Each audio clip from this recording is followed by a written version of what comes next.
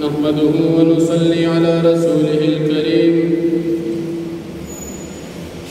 أما بعد فأعوذ بالله من الشيطان الرجيم بسم الله الرحمن الرحيم يا أيها الذين آمنوا قاتلوا الذين يلونكم من الكفار وليجدوا فيكم غلظة واعلموا أن الله مع المتقين صدق الله العظيم سورة التوبة یولسم پارا یوسل دروشتم نمبر آیت دی فمخی رکو کی دا جہاد ترغیب او دا مجاہدین و مومنان و فضیلت بیان شو اس پد آیاتن کی ہم دا جہاد فضیلت او دا مومنانو کامیابی او دا نبی کریم صلی اللہ علیہ وسلم شفقت ذکر کی اللہ رب العالمین پدی رکو کی مسلمانانو تا دا جہاد طریقہ خی چتاسو مسلمانان جہاد کوین اول دا نزدی کافرانو سر جہاد کوئی بیاد اللہ رو کافرانو سر جہاد کوین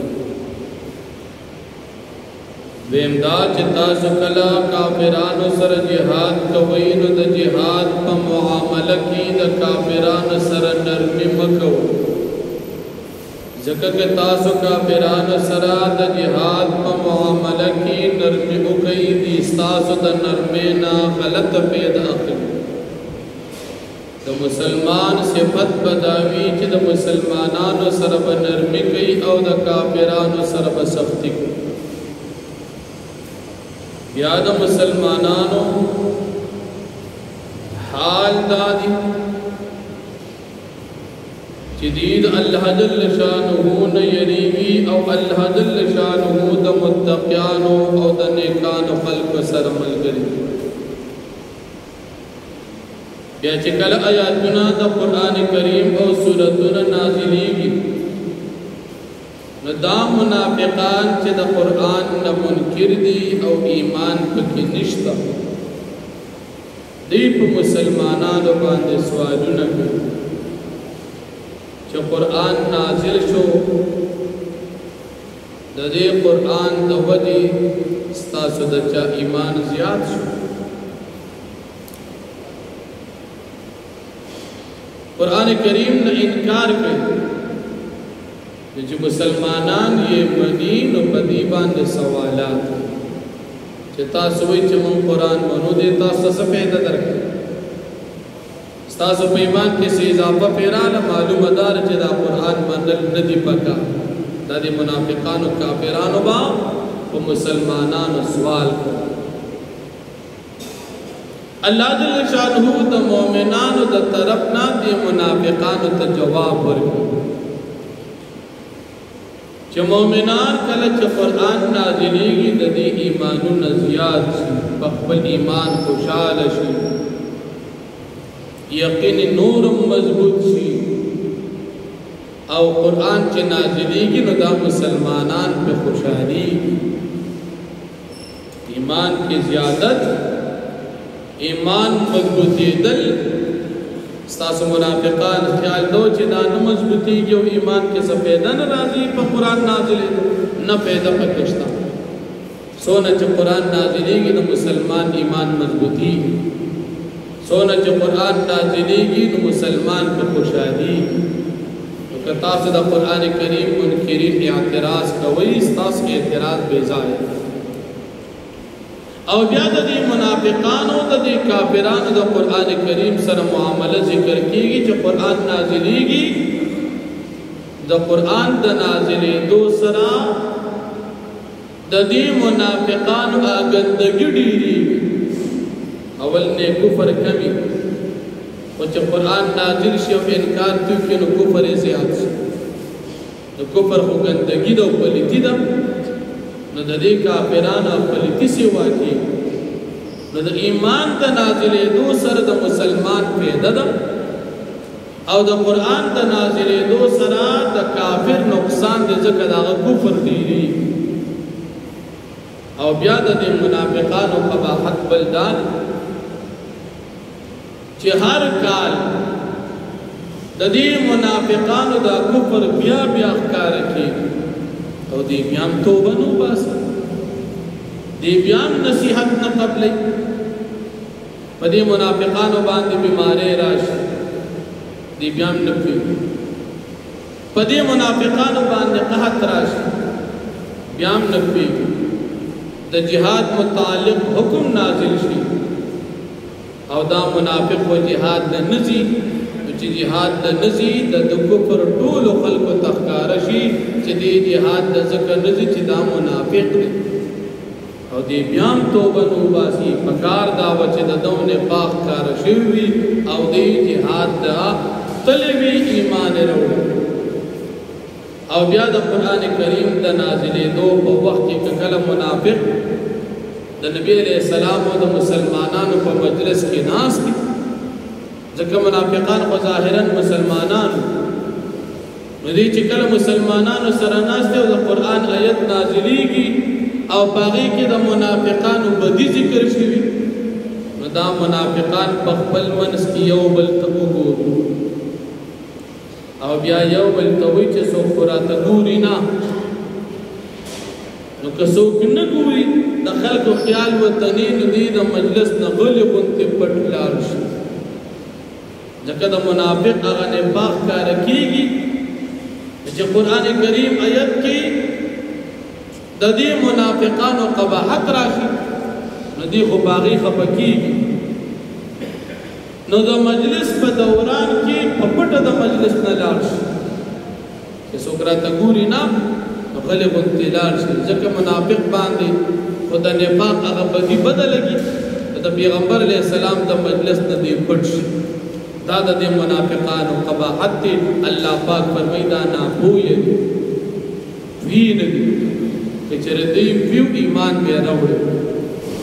که چېرې دوی ویو نو دوی به نفاق نو اختیار کړي دا به منافقان نو خو دا ناپوهه او بیا د نبی کریم صلی الله علیه وسلم هغه کمال شفقت په مؤمنانو ذکر کړي قرآن کریم کی آخرنی نازلیدونکي دو آیاتونه د دې سورې توبې آخرنی آیاتونه چې د دین اولاد د دین بعد په قرآن کریم کې نور آیاتونه نه دي نازل شوي عبد الله بن عباس رضی الله عنه فرمایي د قرآن کریم آخرنی آیاتونه د دې سورۃ د آخرنی آیاتونه ابن عباس فرمایي نبی علیہ السلام پتا سو مومنانو باندې ډېر زیات خفه کیږي الله پاک فرمایي کله که پتا سو باندې څه حکم نازل شو هغه ګراني نبی علیہ السلام باندې هغه ډېر زیات ګران شو چې دا امتیانو ته تکلیف د امت تکلیف باندې نبی علیہ السلام خفه کیږي او بیا نبی علیہ السلام ستاسو په باره کې ډېر زیات حریص دی چې تاسو د ګناه نه بچ او نبی علیہ السلام ډېر زیات مهربان دی په تاسو باندې او که کله کافران د پیغمبر علیہ السلام خبره نه اوري نو نبی علیہ السلام خفه کېږي الله پاک تسلي ورکوي چې خفه کېږم دعوت دا ورکړه هدایت قبل اول او نه قبل اول د دې خپل کار که قبول کو فایده ردی او که قبول نه کو نقصان د دې ته په خفه کېږم تو وایه چې حسبی الله لا اله الا هو زما د پار الله کافی دی الله نه علاوه بل خدای نشته علیه توکلت بدغ الله ما توکل کړی دی او هو رب العرش العظیم او هغه د لوی تخت مالک او بادشاہ تدور نو د سورت په اخره کې او په قول د ابن عباس رضی الله عنه کې د قرآن کریم په اخرنی آیت کې الله نبی علیہ السلام له تسلی ورکړي لیکن نبی علیہ السلام بچے کل کافران تر دین دعوت ورک وغیب قبول نکو نبی علیہ السلام بڑیر جات خفشو چه دا ولی جا دعوت ورکم ودیئے نقبل زوت دا اللہ دا یوال خبرکم ودیئے نمانی فدیب نبی علیہ السلام بڑیر جات خفکی دا قرآن کریم اخیرنی آیت اگر دا آیتون اللہ جل شانہو بدی آیتون کی نبی علیہ السلام لا تسلی ورکم او کلا چپا قیامت کی حشر میدان بلگی نو ہر پیغمبر با دخبل زان بارک خبر کی بلکہ ہر انسان با دخبل زان خبر کی او نبی کریم صلی اللہ علیہ وسلم با قیامت کے دخبل امت خبر کی چلا زما امت بچ خدا نبی علیہ السلام اگر کمال شفقت دخبل امتیانو سلام امتیانو تو حب بکار دی چې د نبی علیہ السلام مرګتیا وکړي او د نبی علیہ السلام په سنت طریقه ژوند تیر ځکه چې هغه د خپل امت سره دومره مینه ساتي نو امت تم سپکار خودي کوي په قیامت کې به هر انسان گویا وي په نفسي نفسي او پیغمبر علیہ السلام بس وي امتی امتی زما امت نبی علیہ السلام په امت سره دومره هغه زیات هغه کمال شفقت او دومره په خفقي موږ او تاسو ته هم پکار دي چې د نبی علیہ السلام سره مرګتیا وکړو او مرګتیا دا چې د هغې په طریقه باندې ژوند دي الله جل شانه دې موږ او تاسو ته د عمل توفیق راکړي نو فرمایي یا ایها الذین آمنوا اے مومنانو قاتلوا الذین تاسو جهاد کوي دا غي خلق سرا یلونکم چې نزدې دي تاسو سرا من الکفار کافران اول د نزدې کافرانو سره جهاد کوي یا لری لزم وليجدوا فيكم غلظ او دین عمومی پتاسو کې سختی کافرانو سره بد سختي معاملې کوي نرمي به کافرانو سره نه وعلموا تاسو پیش ان الله مع المتقين بیشک الله پاک د متقینو سره دی و اذا ما انزلت سوره او هر کله چې نازل شي او سوره د قران فمنهم پس وید دی منافقان نبازی من هغه چاته یقول و ایکم زادته هذه ایمانا بعضی د دې منافقان ناغسوک دي چې هغه وایي چې کوم یو پتا سو کې زادته هذه ایمانا زیات کده د پاره دی قران دی سورت ایمان قران نازل شي تاسو له سپیده درک اسی خپلم نه مني او مسلمانانو سوال فاما الذين امنوا فسرچ مؤمنان فزادتهم ایمانا فزیاد کی دا سورت دوی ایمان اللہ فرمائی چې دا قرآن نازل دو سرا دا مسلمان ایمان مضبوط دیر وهم یستبشرون دا مومنان خوشحالی کی دا قرآن پا نازل دو واما الذین فی قلوبهم مرض او هرچا کسان چې دا غی پزرون کی مرض دا نفاق دی فزادتهم رجسا الى رجسهم فزیاد کی دا سورت دوی دا پارا پلیتی دا پلیتی نور سرا دیکھو کافران وچ قرآن نازلی کی دی دا غینم انکار کی تو بس دی کفر نورم زیاد شو دا مسلمان ایمان زیاد شو او دا کافر کفر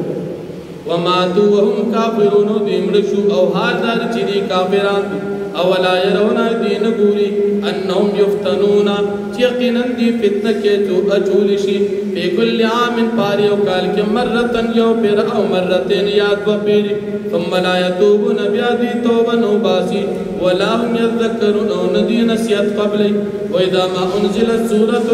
او هرکل چنازل شی یو سورت نظر بعض ملا بعض گوری بعض دی منافقان نور بعض ملگرتا هل یراکم من احد او دی وی دی ملگرتا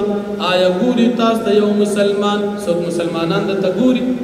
ثم انصرفو نکو سوکو تا نگوری مجلس کی ناس دی لار شی پا پٹا با